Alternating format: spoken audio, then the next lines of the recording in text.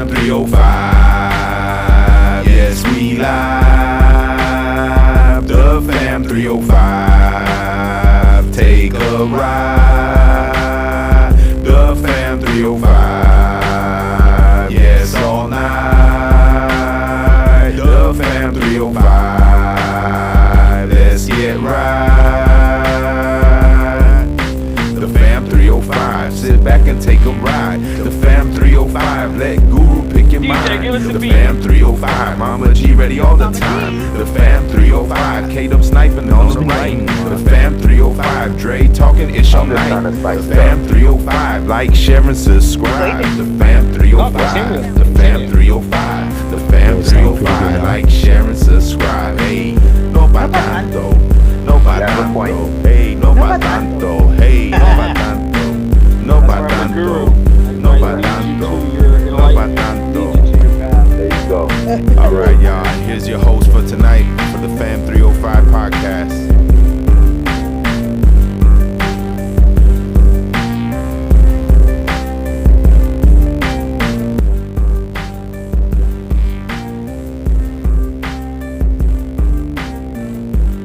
Yeah, that's horrible when people don't come. That's the worst. No pa tanto.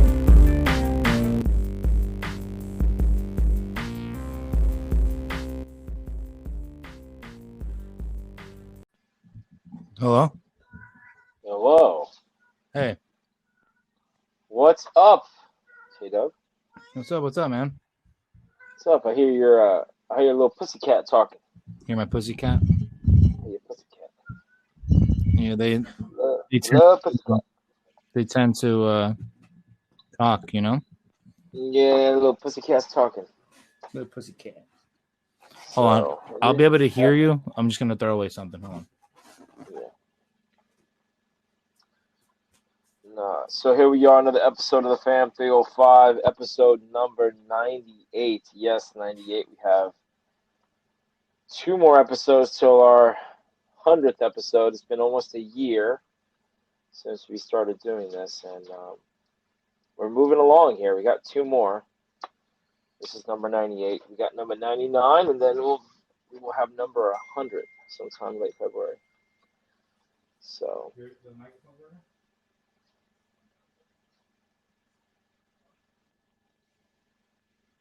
So make sure you catch us on all of our social networking, since we got a couple of minutes here. Find us on Twitter, Facebook, the Fam 305 podcast. Also, we will be going on March 12th at 11 o'clock. We're going to be on PodVcom. You can look them up on Facebook. We will be doing a live stream at 11 o'clock on March 12th. All 4 of us are going to be on and doing a stream, and I will be recording that as well for a podcast. So you can check us out. We're going to have a good time, and hopefully we can get a couple followers, get some new followers. We're working with PodVcom, so we look forward to that. So, all right, we're back. The Fam 305. We are back now, and we are joined by, of course, the sexy sounds of Dre. What's up, man? How y'all ladies doing out there? Yeah, man. What's Good up? evening. What's up, y'all? What's going on? What's good? Fam 305, baby. What's good? No, we're just shooting the ship right now. We just talked about President's Day. What does everybody do on that day? That's what we were trying to get to, because it was just us two. So, like I was saying earlier, for me, as in my family, we really don't do much unless we all get together or something. We do something, but during this time of COVID, not really. But other than that, I never really do anything other than having a day off of school. That's about it. Right. Like Dre, President's Day. Is it like? Is this like a big holiday for you? Do you guys go out there and watch like president documentaries? Yeah, I go out and salute all the Illuminati presidents that have reigned over the United States of America. I'm not a big President's Day. It's just a day off for government workers, pretty much. Yeah, it's a federal holiday. Thanks, schools are off, so I'm happy. I was happy because Like I said, I'll take it. kids didn't have to wake up. Shit, I slept for a long time today. And how you feeling? How you feeling? That's another update. How you feeling? Yeah, no, I'm about 99%, man. Really, I'm back. I'm pretty much back to normal. My taste, and I could taste and smell, but just not 100%. Like something, it's coming back like real slow, you know. So Oh, I that want to sucks. say I'm about 98, 99 of being absolutely normal, but I don't have any more. Okay. I don't have any, diarrhea or fever or chest, congestion. I have nothing. The only thing is like the taste part, That's about it. Yeah, that's Taste and good. smell. That's good. I can smell and I can taste. It's just not 100%. But other than that, I have no. So you're like more salt, more salt. We need more salt in this. Yeah. I'm like, I keep pouring hot sauce on shit. I'm like, I need to taste it. I need to taste the hot sauce. I'm like, fuck. You need some Crisco. So, but yeah. So You need some Crisco hot sauce or something. You need to put something on there just so you get your taste buds back. Yeah. Shock the system. I don't know. It's weird because it changes your taste buds. Like when I was on it, I mean, certain things. Like if I ate ketchup, I could actually taste like the acid in the ketchup. Like it changed my taste buds, and so I was like, "Fuck, I ain't gonna eat this shit because I can't." And even my daughter was like, "Oh, the fries, I can't. They taste weird. I don't want to eat them. I don't want to eat the fries." I'm like, "Yeah, I know it's weird," but like the kids didn't really get any symptoms. You know what I mean? It was. Did they test positive? No, they didn't. That's the weird thing. Okay. We're gonna do another test this week. So So you're still off limits. yeah. We just seen our neighbors today, and we're like, and she's like, I knew y'all had to have the virus or something. We seen your cars parked for days. Yeah. But Are they still alive? That's not gonna do it. And Danny was like, it was messed up because Danny was in the soccer, and then they went to the playoffs, and they were like one of the best teams. His team, shout out to the yellow team, and he was like, he couldn't go to the playoff games in the last, Yeah. So he was they Tyler Hero'd him. Yeah, exactly. Like they keep doing with Tyler Hero. He keeps getting held out for health and safety protocol. Mm-hmm. Well, good to hear that you're doing better. So, like I was saying earlier when we first started, we're at number 98 now. So, I don't know, man. I want to do the 100th with everyone together, but you're still dealing with what you're going through, and yeah, I mean, I'm hoping we can still pull this off. But I'm hoping. I tested negative. I got a official negative test, so. I mean, I can do one. We just won't touch you. I can do one. We just won't touch you. You'll have to sit on the other side of the. I mean, I have no idea how I caught it because I always wear a mask and shit. I think I caught it at the dentist, like I said, because I had my. Oh yeah, it's a dentist. The dentist almost fucking open for an hour getting a cleaning. Guaranteed. So, Guaranteed. Somebody was in that infected, and I probably caught it from there.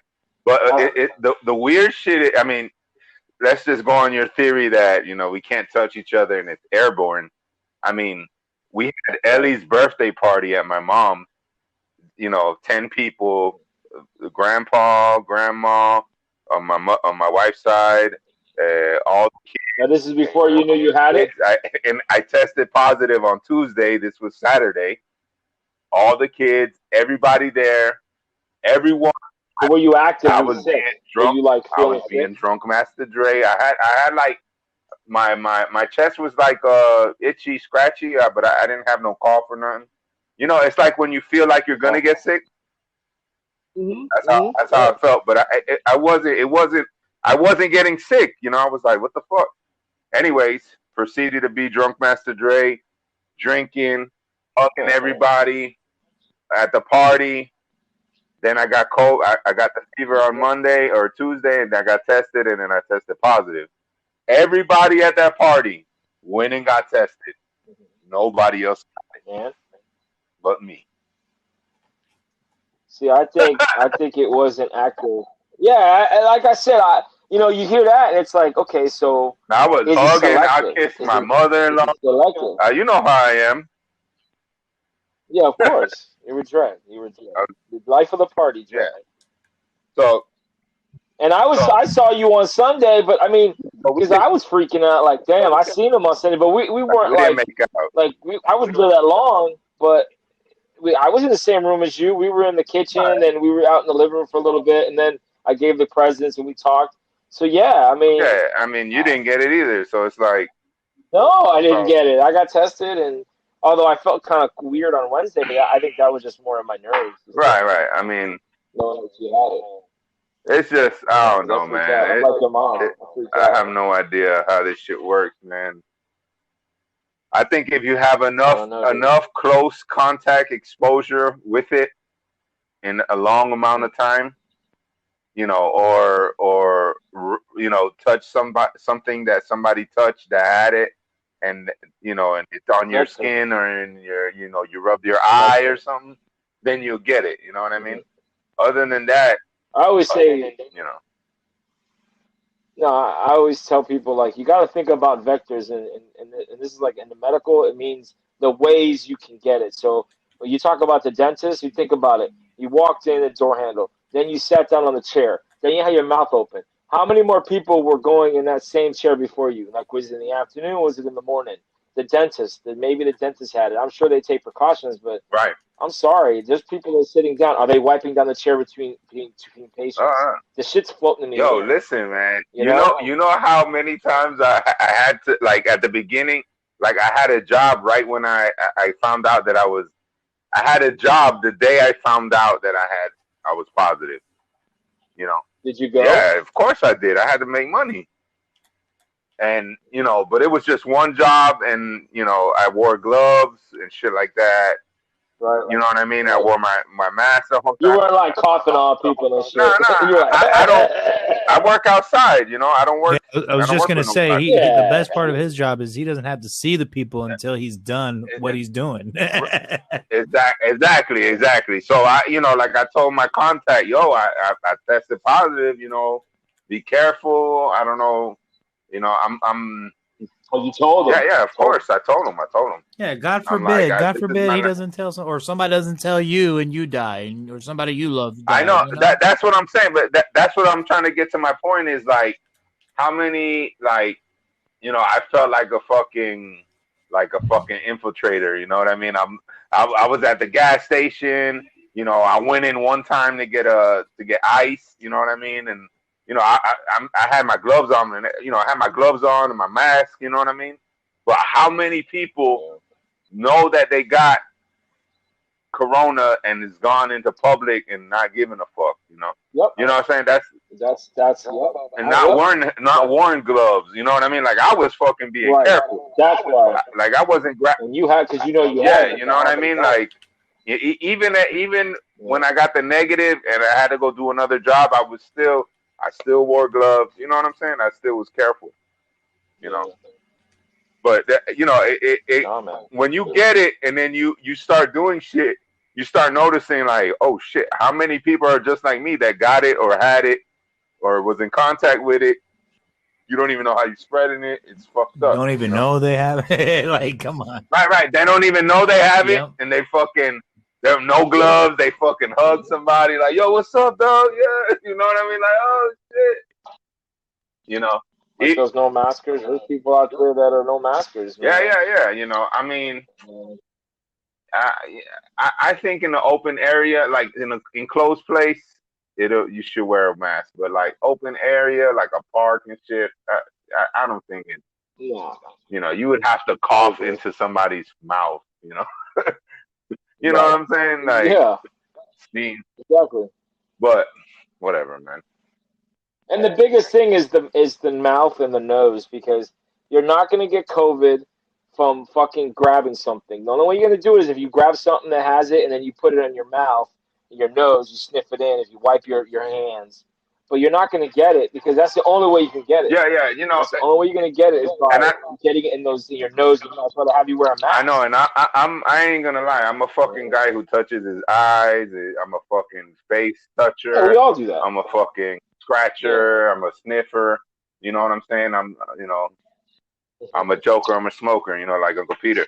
And but yeah, it's just that I'm that type of person. You know, and so I could have fucking touched a handle or something. You know what I'm saying? Yeah, like I said, I got the norovirus years ago. I know I got it on a bus, man, sitting down giving blood, and a day later I was fucking throwing up sick for 2-3 days. And I know it was some old person on the bus that just sitting down, and it was there. That's the only place I could think about getting it. But you know, who knows, man? Thank God you're doing better though. Yeah. I'm already over it, man. I just thank God that that I got to get through it. My whole family got through it, and we're gonna the last people that we're gonna test everybody this week and find out how's everybody doing. But everybody here are on minimum to no symptoms. Like the only symptoms we got is like the taste. You know, people can't taste and smell as good. You know what I mean? And that's about it. Nobody's in here coughing. Nobody's fucking diarrhea. No fevers. No nothing. So take it. We're happy about that. So. All right, so we're gonna take another quick break. When we come back, I'm gonna talk about you guys about the national anthem and some stuff that happened last week with the sports team, and I want to get your opinion on that. So we'll be right back.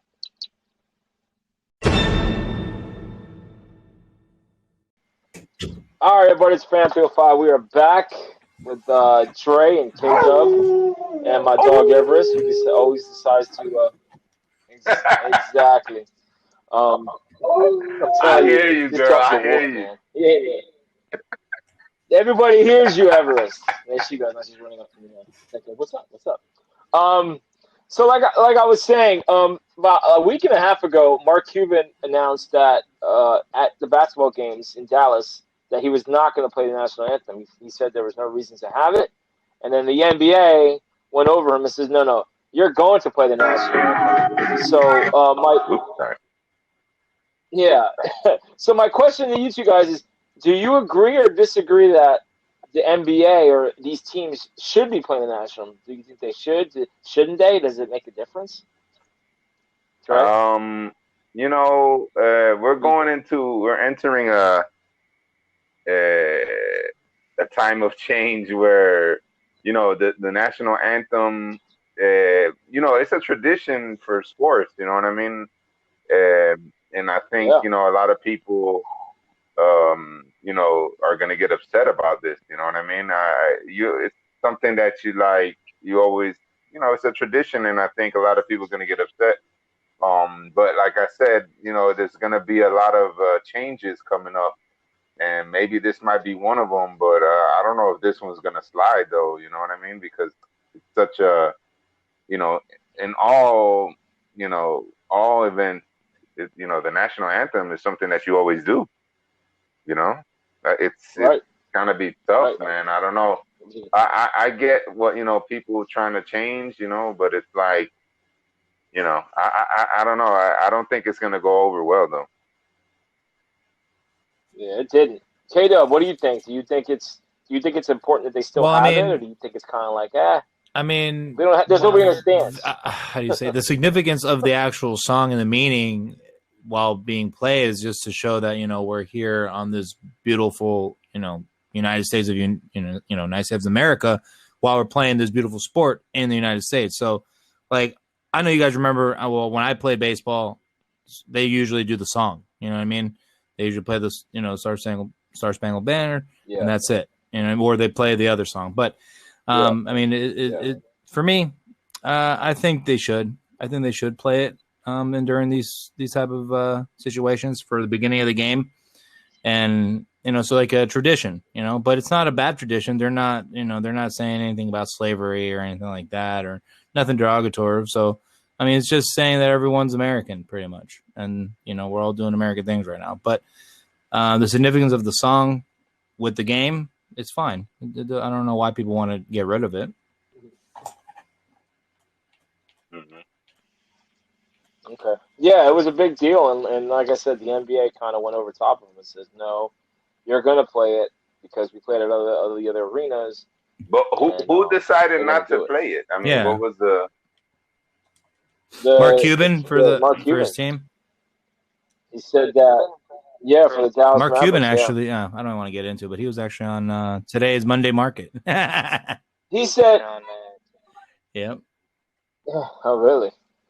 He said that the reason why he says at this point not to do so at this point of the season was a product of ongoing conversations with members of the community who felt the tradition did not fully represent them. So he was looking at some people that they felt like what's the necessity of having the national anthem at a game? You know, is that the national anthem? Am I hearing it? Do I have to stand up? You know what I'm saying? But We should play that. We should play that before every podcast. We'll just Not stand up standing and we'll up. do like the hell? Pledge of Allegiance.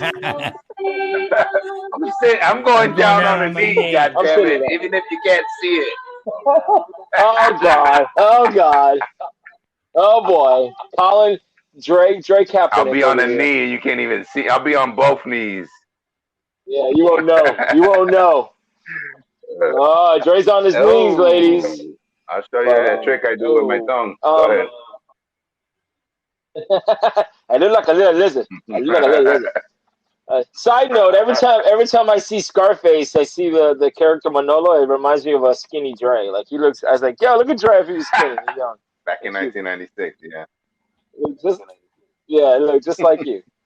But Yeah. but anyway, so about my opinion is number one, they should play it. Okay, I understand where Cuban was coming from, but you're gonna cause more harm than help to not play it. The reason they play the national anthem in the stadiums is a couple of different reasons. Number one, it is a marketing, it is a tool for the military to get people into Navy joining. Yes, they do actually pay.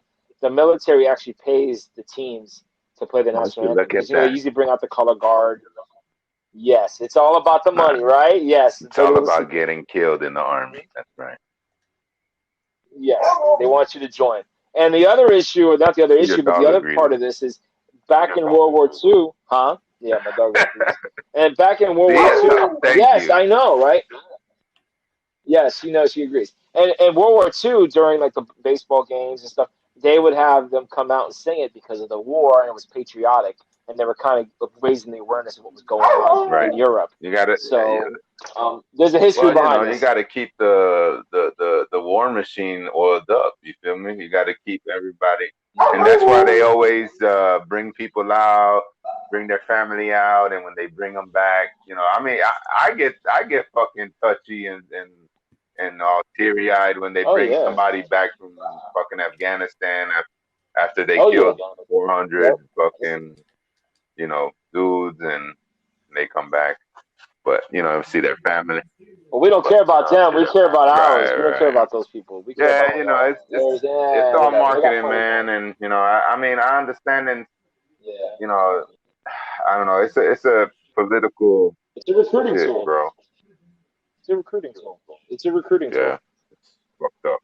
It's a recruiting tool. But I mean, they pay for it, so you know what? It's a business decision. So I don't know. Maybe Mark Cuban wasn't getting paid. I don't know, because I know that's what I've been told, that they get paid to play the national anthem at sporting events. The military pays the NFL. They pay them, NBA. So, but yeah, so that's why. That's what's going on with that. So, but yeah. So next time you guys are in a sporting event and you hear the national anthem, just remember that there's a lot of reasons behind that. There's patriotic reasons, but there's also financial reasons as well. So take that into consideration.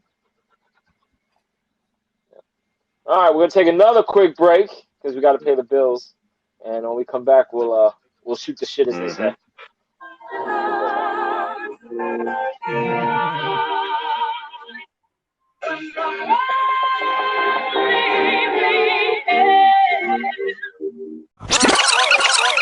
All right, y'all. Welcome back to the Fam 305. It's your boy Dre. Drunk Master Dre, aka the Holla Dre In, and we're here live at the Sausage Fest with my buddy K Dub and the one and only Guru. Welcome back, What y'all. up? Hello. Oh man, I love it. I love it. I mean, I don't love having a sausage fest, Mama G, but she's got it. Her daughter's birthday, happy Right. birthday, Ange. And happy What's birthday! going Yay. on? So, happy birthday. 18 now, Yeah. right? I think. Yeah, I think she's 18. Yes, sir. Oh boy, 18-year-old daughter. Thank God I don't have a girl. I am so happy I ain't got a girl. Whew. I had to polish. Yes, you, Dre. I'm so sorry. Polish up a rocket launcher on all these little boys. I don't have any guns. I'm How sorry. old I is have a your rocket daughter? launcher. I have a You have a. sorry. I have an RPG. Thank you. Straight from Afghanistan. How My old is your daughter is Dre? 12. So Oh, so you got 6 years. yeah, All right, you good. yeah. But in a couple, she already, But they're getting to that age. they're already. There's already little horn dog boys that try to act all innocent, and I have to, Oh yeah. Right. Just point west and say, "You see the swamp? You see out west? That swamp. They won't find you. They won't find you." Nah, I'll get one of the little cousins to hear him or something. But yeah. Yeah. No shortage. Again, That's yes, right. I know, right? Just every night around this. So time, what you? she does. I wish. Some. No. I was saying, Yeah, what were you saying about before when Whitney. the rejoin? Okay, so was it last weekend? I was watching on Lifetime because I was at my mom's and they wanted to watch the Whitney documentary, and it was the life and death of Whitney Houston and her daughter, and it was like crazy. Like, obviously she was a great singer, but then they talk about the drugs and her and Bobby, and then them trying to have kids, and she had a couple miscarriages, and it was a mess, man. Then she had the kid. And then again, drugs. And it was always about her. It was always a battle with drugs and alcohol, these celebrities, man. And then having to deal with just wanting to be a mom.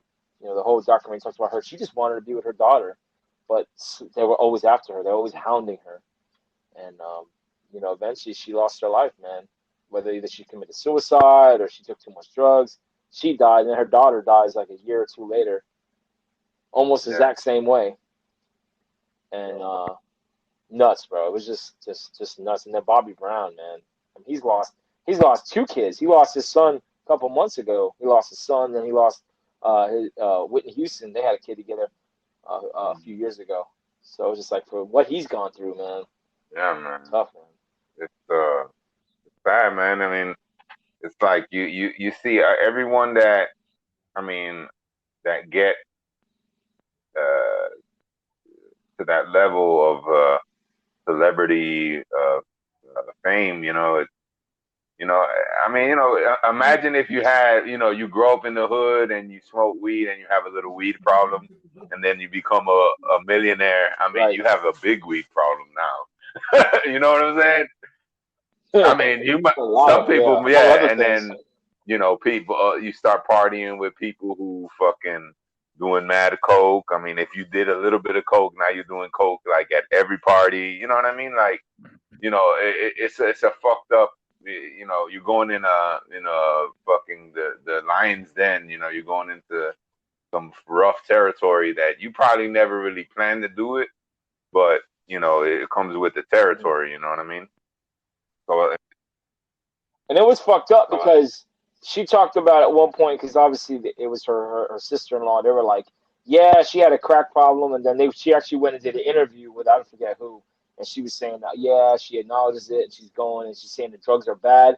They would make fun of what she said, like Whitney and her sister-in-law would make fun of it when a few days later, a few months later, talking about the interview as they're doing crack, saying, "Oh yeah, don't do crack. Crack's bad," and they would laugh about it. And she would say that they would laugh about that interview. And she actually told people, "Oh, the drugs are bad, and cocaine and crack." And then they would joke about it afterwards, like, "Yeah, I can't believe I did that." Yeah. they were in the you know, she became famous in the right at the prime of the crack era. You know, I mean, it was you know, people make fun. I mean, there was mad songs. Remember there was a ghetto song. It was like your mama's on crack rock. I don't know if you remember that shit. I mean, Nah. yeah, that was like some old school Miami shit. Miami. I mean, there was a lot of people on crack, like, and it's not the stigma like how we grew up. Like the people who were doing crack, it was like the cheaper version or the harder version of doing coke. You know what I mean? And people were just getting fucked. It was the cheap. Yeah, It was the yeah, cheap. yeah. You It's know what I cheap. mean? And you would get more fucked up quicker. You know what I'm saying?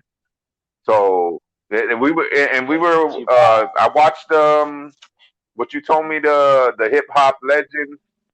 I know. It was good segue. Good segue. Good I was segue, watching that Greg. too, and you know the lady who her brother was like running with Run DMC, you know, and this is in the prime of fucking crack area. I didn't know that. Yeah, I didn't know that. Right. I did not know that. I learned so much, and we're talking about the documentary. It's on FX on Fridays. Doing a free plug.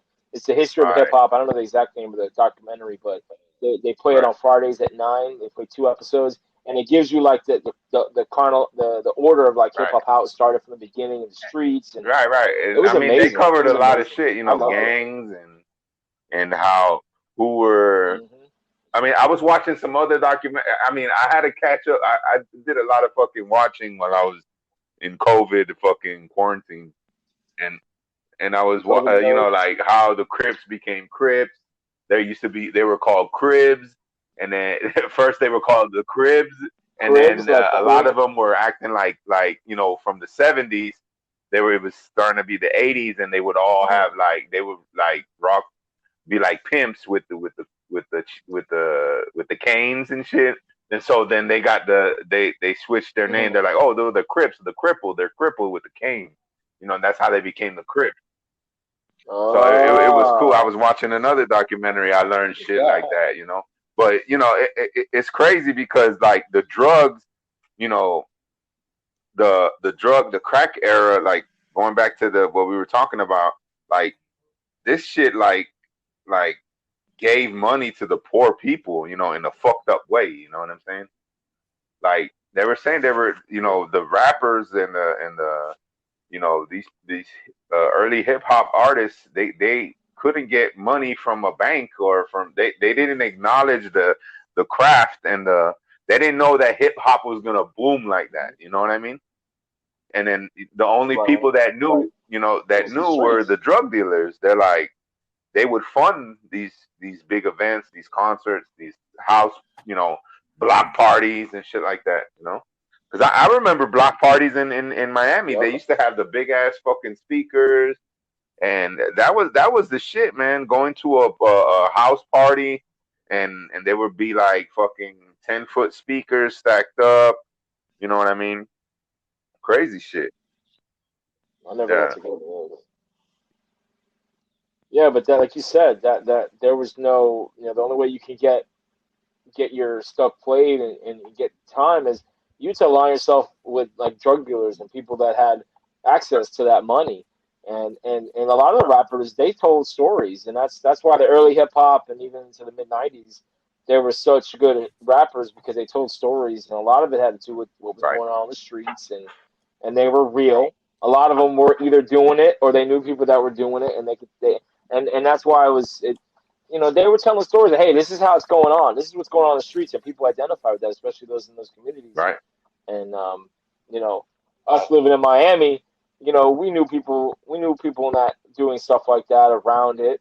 You know, not particularly involved in it, but you know, some people, touch a little bit into it, right? But we understood it. You know, we understood the stories, and some people may not look at hip hop and say, "What the hell is this?" That you're getting like a history lesson on what went on during that time. It's not so much just like it is now. I don't like hip hop now. Hip hop now, to me, it's just, I call it bubblegum rap. It's just them talking about fucking going to the club it seems like it's just lost it. Some of it's good, but for the most part, I just like, Yeah. whatever.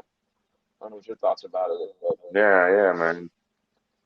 But so check it out on FX. It definitely, if you want to get educated on the history, and it's ongoing. So like they haven't even got to the Tupac and Biggie. Yeah. Like, I mean that the lady, I don't know her name, the older lady, which her younger brother was running with Run DMC. He actually was on the was it Arsenio or what was it? Yeah, he was on. Yeah, he was with Run DMC. They performed. No, it was on. No, it was on. No, it was on. Oh no, it was the one who died having huh? The Tonight Show. It was a Tonight Show, but it was this chick. What was her name? I forgot her name. No, not Ricky Lake. I know. Who is it? Come on, K-Dub, help us out here. K-Dub's like, who the fuck is Joan Rivers. That old lady, the white lady, she's a comedian. Yes. She was covering for. Yes. She used to stand in. You know, she used to sit in. She used to sit in for Johnny Carson because Johnny Carson was like the king of late night. And whenever he wasn't there, she would sit in and then hit their first ever, them being like a big, huge concert ever was on that show. And yeah, he was just sitting in the B-boy stand and they were rapping and shit. They were like, and that's like, damn, how, like, he was so connected into the drug game and that he could go on tour with fucking Run DMC. Like, that's the type of clout that this dude had, bro. Like, he knew, like, and how about all the people that if they did an album cover, they were explaining, oh, this guy, this is the Puerto Rican whatever, Paulie, and he was the fucking, he used to move bricks, and this guy was like the muscle of the street, and then like that was the cover of like of one of the rappers, thing, and so everybody was like connected through drugs or some type of way, you know what I'm saying? And it was like, damn, bro. Like, and then like the sister, the older sister, talked about how she OD'd because she grew up in it, and her uncle and her dad used to slang heroin in the late 70s, early 80s, and so she said that when she was like 7, 8, whatever it was, that she found they had so much heroin in the attic that she heard the wife found all this powder. She's like, what is that? And she goes, don't worry about it, that's just baby powder. And her being a little kid, she went up there and put the baby powder all over her body and ended up overdosing. Oh, dude. As a little kid, bro. She thought it was powder. She heard the dad say, "Oh, it's baby powder," and so they all went up there playing, and she OD'd on. Man, I was like, that shit blew me away, bro. I was like, man, that is horrible, man. How about that Haitian Jack? Haitian Tupac rapped about him. He was close with Tupac and Tyson. He grew up with Tyson. But I heard rumors that some people think that he might have been involved in Tupac's murder because he, again, he came up. I think Tupac got killed by the gang. That's what I think. Because that. Yeah. That night at the fight, they whooped the shit out of a gang member in the lobby of the Little Caesars Palace, whatever the fuck. And that shit was on. Yeah, you could YouTube it. They beat the living. I think they didn't kill the dude, so I think the dude just waited for them to get out, and they just rolled up on Tupac. And then I think it was something like that. But check it out. Check it out. It's a great documentary. Those of you that are like kind of want to know the history of hip hop and the different elements and the people that were involved. I mean, so far it's just I couldn't get away from it. It was good, man. Haitian Jack, he was like, I had to get a gun. I didn't want to get robbed no more. I was like, oh. He's like, I shot that dude, man. I was like, oh my God. I know. And they don't want to admit too much stuff. The way they're talking, it's like, Well, the other guy too, who was like the leader of the Crips. That dude was a fucking mafia man. He was going. We went to Minnesota. We set up traps. You know, that's what they were doing. They were setting up trap spots. You know, crack holes. You know, but it was nuts, man. That's crazy. But that's, you know, like they talk about, that's the way they set it up. I mean, you can go back into the government. They set it up. Okay, whether you believe it or not, they allow drugs to this day. They're still allowing drugs to come into this. I mean, they say whatever they want. Yo, but they want nobody in the hood was who invented crack? Who was fucking being the chemist in the hood? Nobody, man. That shit was dropped off and was like, look, this is what you got to do. Somebody was like, yo, do this, you know. Shit. Yep. And the government don't care about the small. They'll catch them, but they let the big fish roam free. They get certain ones, but they allow it because guess what? It keeps cops on the border. I always tell people, you know, people always argue, and I don't want to get political, but they're like, oh, put the wall up and shut the borders down and don't allow immigrants in here. I says, okay, so let's assume they do this. Let's say they build the biggest and the baddest wall, and they do everything they have to do. I says, so then if they're successful and they do this, then I guess we don't need border patrol agents anymore. I guess we can fire all of them, right? Because they don't need it. What are they going to do? They're going to go up and down the border. They don't need them. We've done our job. We put this huge, wonderful wall that we're keeping people out. I guess we don't need all these people, right? I mean, it's kind of like they say that, but in reality, they're not going to do that because they're going to allow. They have to have cops on the border. They need customs. They need them. It's sort of like they're fooling you if they're saying that they're going to completely shut it down. They're not. They are regulating it. They're controlling it. It's like anything else. They're controlling the people that are coming over the border. They're controlling the amount of illegal drugs. They're controlling all the shit that they're allowing in. And they don't let you know that. You know, that's why Drake thinks I'm like totally, like, I don't believe. I know. I believe a lot of stuff you believe, Dre. I just think that they do a good job of keeping it hidden from us. And every now and then we get little snippets of what's actually going on. And I just sit back and say, okay. Yeah, of course. I mean, you know? They gotta make shit look like it's fake, you know, like they gotta fake it up, and then they gotta tell you they caught somebody. It's all about control.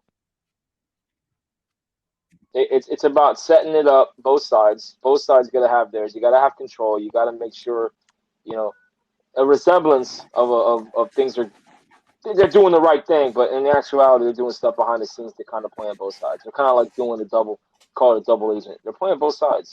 The government's playing both sides. That's the CIA, man. You know, watch Scarface. I watched Scarface. And I would love to do a case study on that and go deep into it because you watch Scarface and they talk about it. And that one little scene when Pacino he gets fucked up, he gets into that bad drug deal with Seidelbaum, and his buddy Sosa brings him into Bolivia. He's like, yo, we got a problem. And then he plays his tape, and the guy's talking about all these different characters, the U.S. government and the general of Bolivia and this and that. And it's like, that's happening. That's the truth. Like, the CIA is allowing this shit. And the other countries, they're corrupt as hell. They're letting this stuff happen. And it's like, that's the truth. You know, that movie brings a lot of that out. You know, it's kind of a case study of a drug dealer. What is that movie with Tom Cruise and Made in the USA or USA Made? Yes. Yes. That was a great movie. That's about country and about yes. You know, what's his name? Yeah. The Colombian drum lord. What's his name? Bobby Seals. Yeah. Bobby Seals. You know, and then how it was connected to Arkansas and how they made. You know. Mm-hmm. I have. Oh yeah. And in the end, I don't want to ruin whatever you just did, bro. You sound like they canceled his like perfect, like clear. No, and now you sound way better. Oh, now. before I didn't sound good. Better when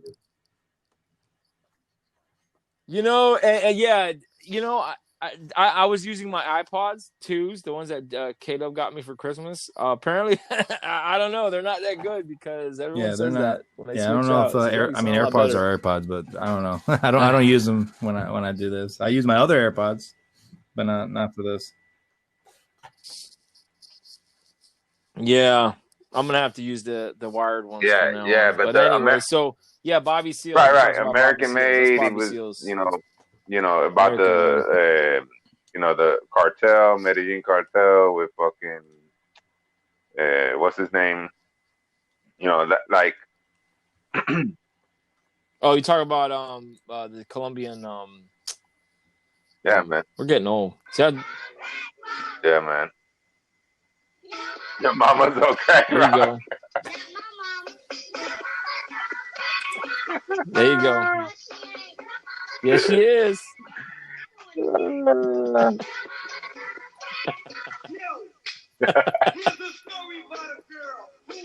Oh my God.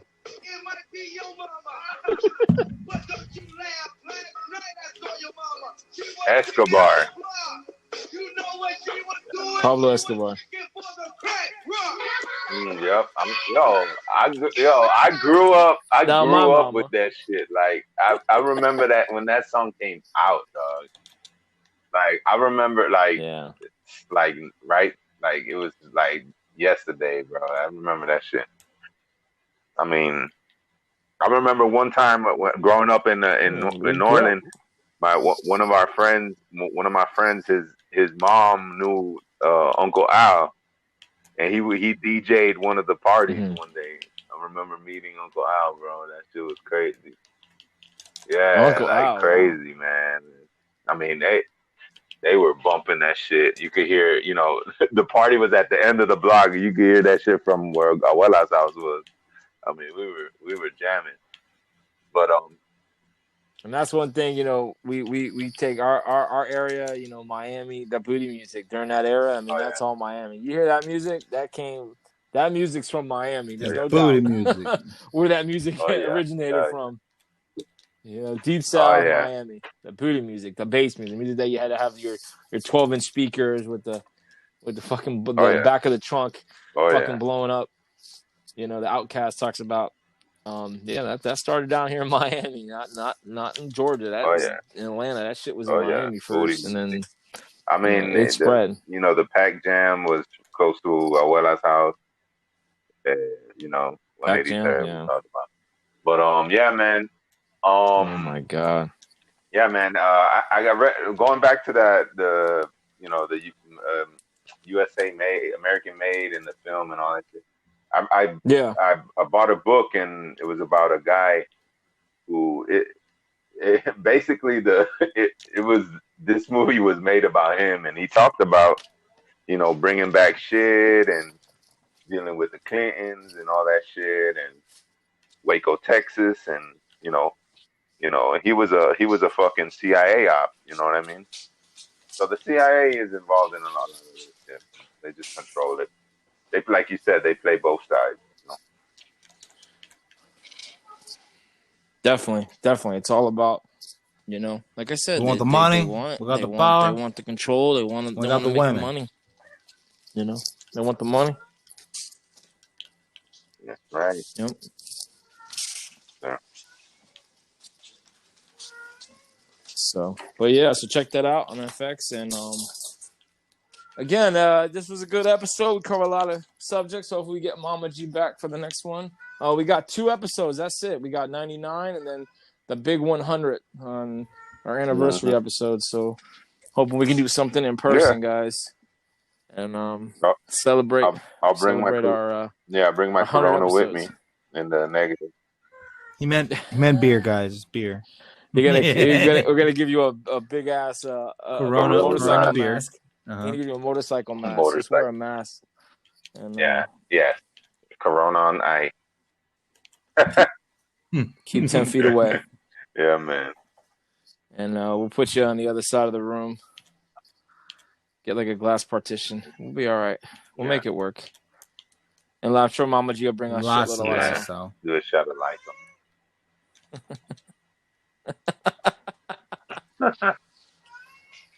Oh my God. All right, well, thanks for listening to the Fam 305. You know where to find us. Also, just a reminder, March 12th, we're going to do a live stream on PodVcom on Facebook. So those of you that are in that, if you are into podcasting, it's on Facebook. It's called PodVcom. search, and we will be doing a live stream on StreamYard on March 12th at 11 o'clock. So check us out. All of us are going to be there online talking about God knows what. But we're going to be on there. Hopefully we get some new listeners and subscribers, and we'll talk about what we usually talk about, which is whatever comes to mind. Mm-hmm. All right. Hell yeah. All right, guys. Well, I will see you guys and talk to you guys soon. That's right. Yes. Cool. All right, now. Thank you for listening to this podcast. Make sure you follow us on Twitter, Instagram, and Facebook at the Fam305.